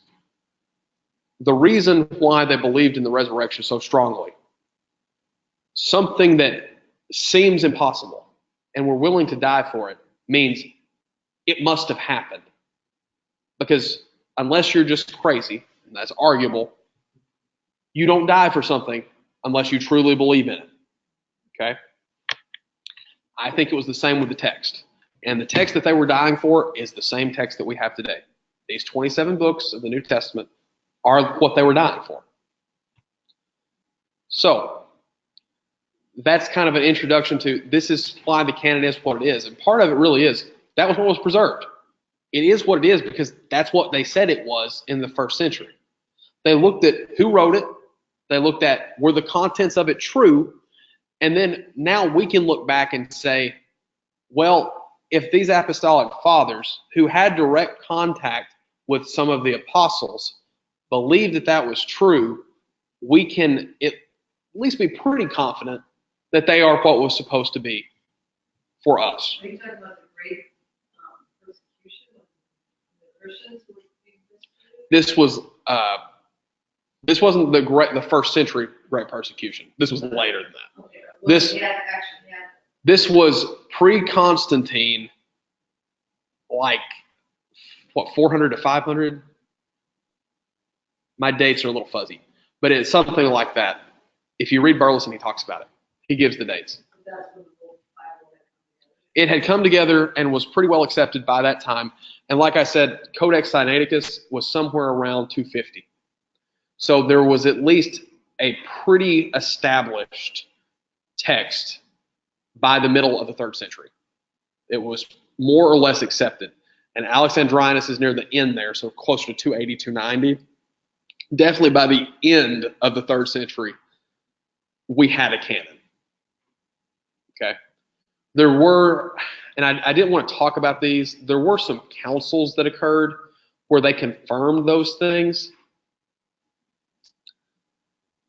Here's what I don't like about the councils. What was the criteria based on the councils for making something canonical or not? It's very simple. Popular vote. I was going to say, if it was already in, there's one criteria you listed, which was their soul, which was it in popular usage? Yes. Is that what determines the popular vote? They came to this with the understanding that they were all inspired. That's something right. that's understood about those councils. They thought, when we yes, get together and think about this, our decision will be something. God wants this to happen. It's sort of, in their minds, they're kind of reenacting what the apostles did when they wanted Christ to choose a new apostle. They're like, okay, let's throw Cast some the lots lots. out. Okay, we pray that our decision will be the right, basically. So that's kind of what they did. And Right. so the popular vote would have been. based on Yes, they would have popular thought it vote. was inspired. I don't think when we, as good students of the Bible, are looking at this and trying to figure out what's inspired or not, I don't think the council should sway us one way or the other, is my opinion. Now, you could argue, going back to our last criteria, church usage was heavily influenced those votes, like Luke was alluding to. But as far as the councils alone, I don't like to use that as, but maybe it's because I've read Bart Ehrman's books, and his famous quote is, the only reason that it's part of the scripture is because of a vote, and a close vote at that. And he says that over and over and over again, and just I think about every book that I've read by him, he at least alludes to it. First off, it wasn't that close. Right. Well, the ridiculous thing is what came under such closeness were the Apocrypha and other books that they ended up, that were in some common usage, but not every use. Those were most, and some of the disputed ones too, right? Yeah. So first, what we call the pastorals collectively, which is 1st and 2nd Timothy and Titus. Right. Those are the ones that are the most disputed, besides 2nd Peter, and then the letters of John, I think, are the same problem that we have with like James, and they just weren't circulated that well. And 2nd Peter and 2nd John and 3rd John are very small, and there's a chance that I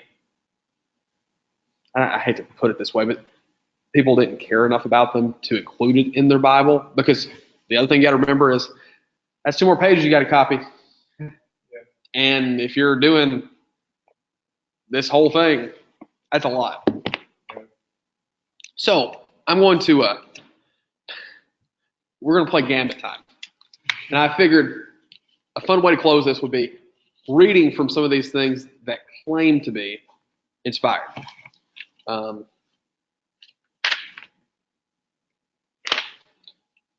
Which one do I want to do?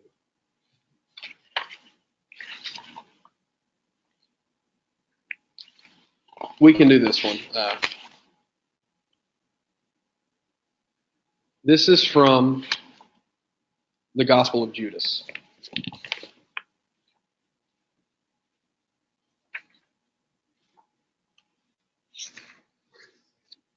He could have written that. Right. Oh. Let's see, right. Jesus speaks privately with Judas. Judas 35:21 through 36:10. Jesus understood that Judas was contemplating things that are lofty, and he said to him, "Move away from the others, and I shall explain to you the mysteries of the kingdom. You shall attain it, but you will go through a great deal of grief.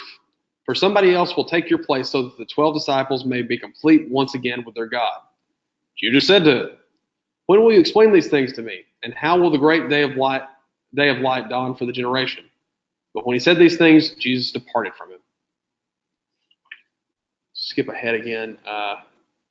Jesus and Judas discussed the generations of people. This is Judas 43:11 through 44:14. Jesus said to him, "Rabbi, what fruit is it that this generation produces?" Jesus said, "The souls of all generations of people will die. When these people, however, bring the time of the kingdom to completion and the spirit from them, their bodies will die, but their souls will be alive and will be taken up." Jesus said, "And what will the rest of the generation of people do?" Jesus said, "Nobody can sow seed on rock and harvest its produce. This is how also the defiled race and corruptible Sophia is the word for wisdom, the hand that created mortal people and their souls ascend to the eternal realms on high. I tell you the truth, there is no authority or angel or power that will be able to behold these realms that the great holy generation will behold." After Jesus said these things, he went off. Judas asked about his own fate. Judas said, "Master, is it possible that my seed is subject to the rulers?" Jesus said to him, "Come that I'm..." There's a piece is missing from the script. It says, "Come that I may," and there's a space there. "But you will go through a great deal of grief when you see the kingdom and its entire generation." When Jesus heard these things, he said to him, "What advantage is there for me, since you have set me apart for that generation. Jesus says, you will be the 13th, and you will be cursed by the other generations, but eventually you will rule over them in the last days. They will set you up to the eternal, holy generation. Anybody find some issues with Gospel of Judas? Yeah. Anybody want to try to go back through our criteria? So, is it written by a recognized prophet or apostle? It claims it, but our earliest manuscripts, I think it's listed in here.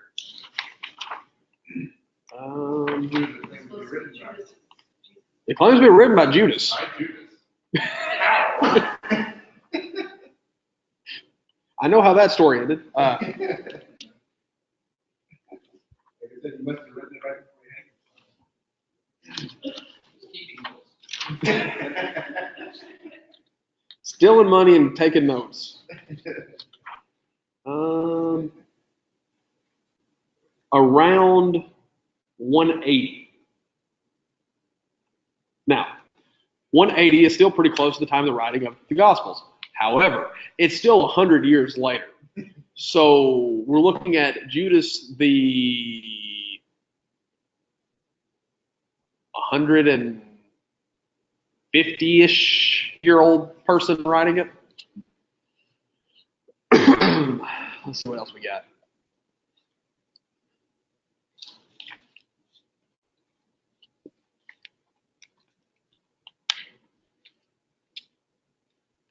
So this is the Gospel of Thomas. This is kind of complicated, but what they've tried to do, not all of the Gospel of Thomas was in Greek, but we found pieces of it. So where they could use the Greek translation, they did. Where they couldn't, I believe it was Syriac. So let's read some of these things. So the Gospel of Thomas is, remember when we talked about Q material in my class before, how those were kind of like the sayings or whatever? The Gospel of Thomas is thought to be another source similar to the Q source that was primarily just stories or discourse, like speeches and that sort of thing. Let's read some of them. Jesus said to his disciples, "Compare me to something and tell me what I'm like." I don't think I want to open to that with most of the people I run into on an average day. Simon Peter said to him, "You are like a just messenger." Matthew said to him, "You are like a wise philosopher." Thomas said to him, "Teacher, my mouth is utterly unable to say what you are like." Jesus said, "I am not your teacher, because you have drunk. You have become intoxicated from the bubbling spring that I have tended." He took them, withdrew, and spoke three things to them. When Thomas came back to his friends, they asked him, "What did Jesus say to you?" Thomas said to them, "If I tell you one of these things he spoke to me, you will pick up rocks and stone me, and fire will come from the rocks and consume you." So this is one we don't talk about, because this one, when you hear these, you pick up on this. But stylistically, most of these are primarily Gnostic. There's other things that claim to be that, but these are primarily Gnostic. The themes and the imagery and those sort of things are quite a bit different than the type of narrative we see in the Gospels, the canonical Gospels. The canonical Gospels are written in more or less a historical narrative type thing, a historical narrative.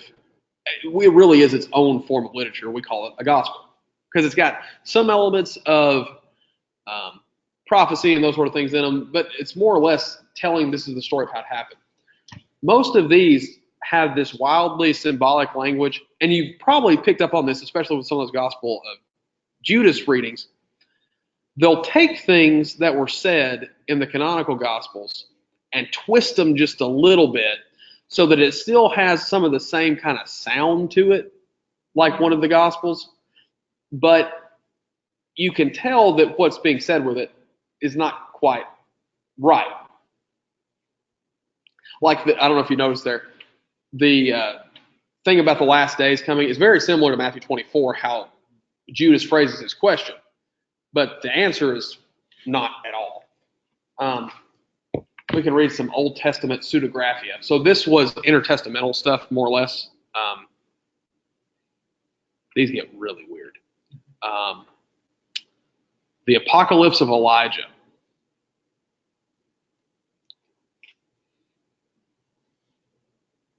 Here's one for you. This, I think, was written. The earliest copies of this are very late. But they claim that it was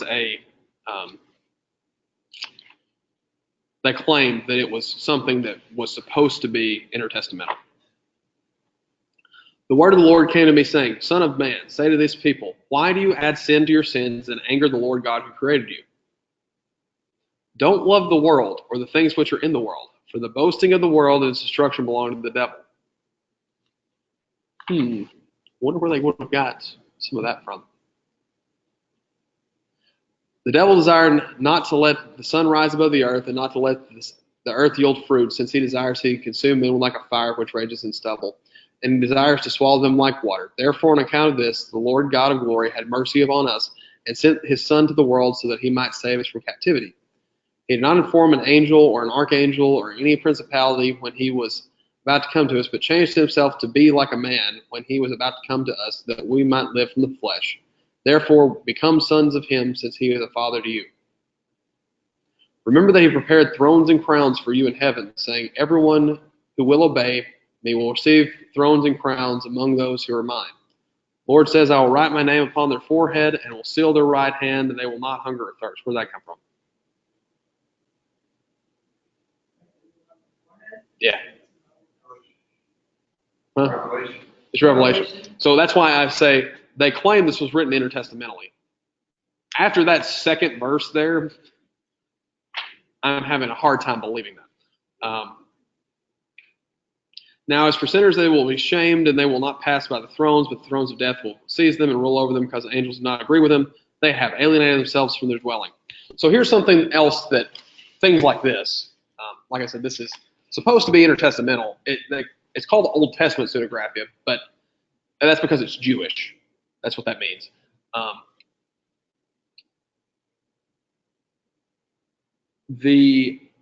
One of the big things that you see in a lot of this literature that I can tell you is not in most of the things that are like in the Apocrypha. How many times is the idea of those who die going to heaven mentioned in the Old Testament? Yeah, if you stretch some things like the new heavens and new earth in Isaiah chapter 65 and 66, you can get there, but it's always a bit of a stretch. That is an almost exclusively New Testament idea. Okay? So when you look at most of these, you see that there's no way that they could have occurred in the period they claim to be written. Like that one. That was supposed to be the apocalypse of who? Did you hear what I said? It was Elijah. There's no way. Okay? So going back to written by a recognized prophet or apostle, not only does it have to be written, not only does it have to claim to be written by them, it has to have at least some amount of historical data behind it to prove that there's at least something around that time period. Earliest quote of, this is a funny way to phrase this, but do you guys know what the earliest thing that is written that we have recorded that is from the New Testament? I can't remember the exact verse, but it's, I believe, from Matthew 7. And it's on a piece of pottery. And it dates to like 80, 70.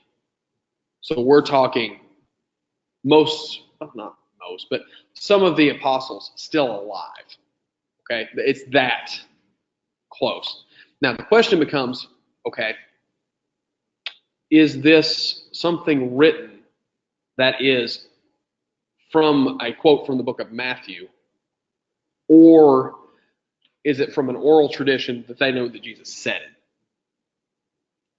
But the earliest manuscript that we have right now dates back to about 150. It's a section of Luke.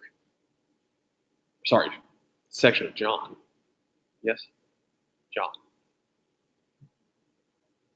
The reason I had an argument with somebody is because the earliest use of a cross is in that manuscript, or a cross of any type.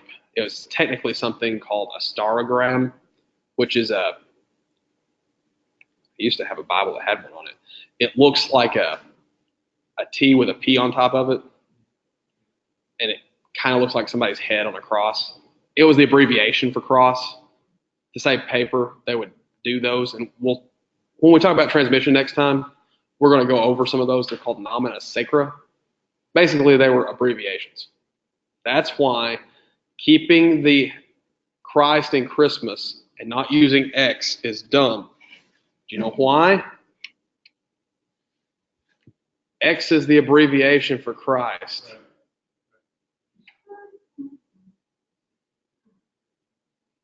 There was an entire song, a country music song that I heard recently about keeping Christ in Christmas. The earliest manuscripts that we have do not have the word Christos in them anywhere, because we had very intelligent brothers and sisters in Christ back in the first century who knew if you're paying like the equivalent to $20 for a piece of paper, you should save it. And if everyone has accepted that this symbol means the same thing as the word, put the symbol, save some paper. They'd usually put a line over the top of it. That way you knew it was supposed to be, this is a symbol. But yeah. All right. I'm going to stop the recording. I will try to get the next set of readings out to everyone before the next class period. That's going to be, I was going to say, do you want to do the first Thursday after New Year's? Is that what day is that?